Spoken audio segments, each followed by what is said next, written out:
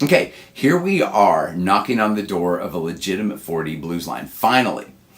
Now, if you know what a tesseract is, or if you've ever seen the chase scene in an episode of Scooby-Doo, you'll get this concept of going in through the outdoor. Now, just like I did in the last short, I'm going to use a riff from another Cake tune, Satan Is My Motor. Okay, so I'm in a Cake tribute band, and I had struggled with this riff for years, and as a result, we never played this one live. Now, earlier this year, I cracked this riff and I spotted a signature feature of both Greg Brown and Zan McCurdy's riffing styles, and let's just call it the 4D wormhole. So check this out.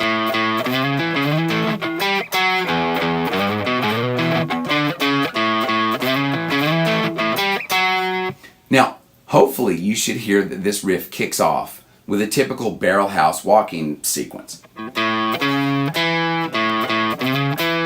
Now, the problem is, when we reach this E note, we have to ask ourselves, what's the next note? Now, if we try the other notes in the sequence, it doesn't work out.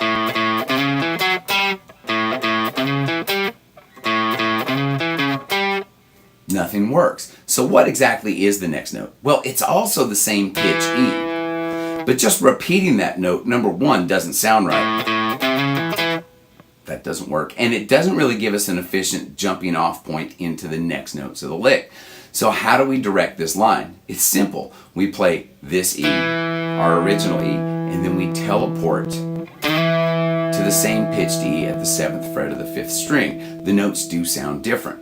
Now, the remainder of the riff, the remainder of the notes in the riff at this point fall into a logical and, more importantly, usable scale sequence, which walks us down the 4th string back to our original E note jumping off point.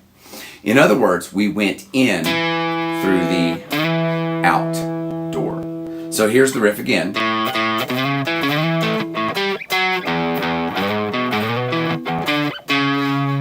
And these are distinctly different, although absolutely identical points in space.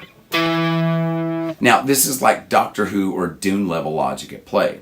And again, take this whole idea of 4D blues with a grain of salt, because our fingerboard is only a 2D space. We'll take a look at some more 4D trickery in the next short. So, good guitaring. See you next time.